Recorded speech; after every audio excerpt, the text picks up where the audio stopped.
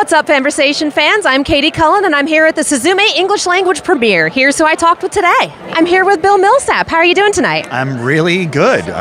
This is exciting. So we are at the English Language Premiere for Suzume. Yes. How are you feeling?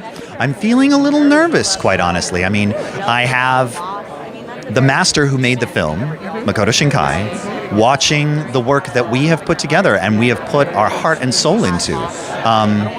The amount of times that we were moved to tears while performing was quite a bit. And so I want to make sure that we have done not only justice to the film, but made it its own beautiful thing that he can be proud of.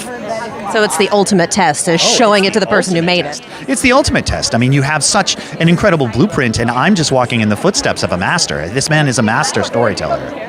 So how did you approach this then? Because you were the voice director for this film. I was. And you take it one step at a time. I watched the film myself 2 times, and then when I would get to certain scenes, I would rewatch scenes to make sure that I had the intentions correct for every single moment, because every single line has meaning.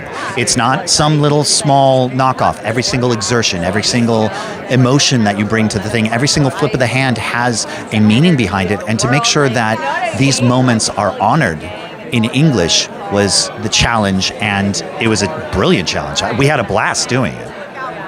Were there any particular moments or scenes that stood out to you, either as being particularly difficult or as working particularly well? Yes.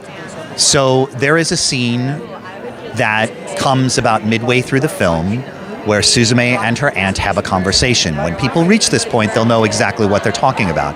But it is a very, very tense, emotional scene that is drawn out by another force, we shall say. And it is heartbreakingly emotional. And to get that right, to make sure that that was honest, to make sure it was true to the original while also being honest to ourselves, we worked hard. We worked really hard on that. So I'm really proud of the entire film, but I'm really proud of that moment. Sounds like walking a knife's edge for that. Very much so. Very much so. We literally kept reworking and reworking even single lines or portions of lines to make sure that the intentions were clear, it flowed, and it sounded natural and honest to that moment. And everybody, when it worked, even the actor, the engineer, and myself, we'd be like, oh yeah, that worked. Sounds like a heck of a process. It's a very, very intense process.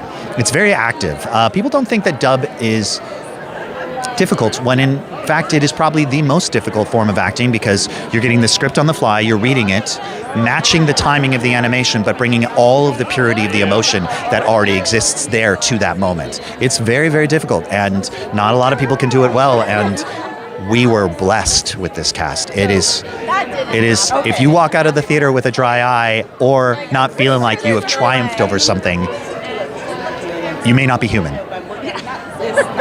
That is the Pod People litmus test. How do you feel after a Makoto Shinkai movie? Exactly. You feel joyous and emotionally spent. Is there anything you would like to say to the fans?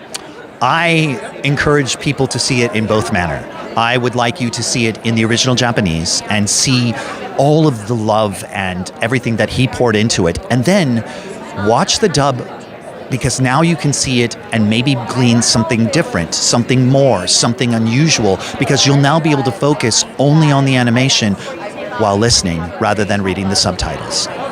Incredible. Thank you for talking with us. Absolutely. Thank you so much for having me. Of course.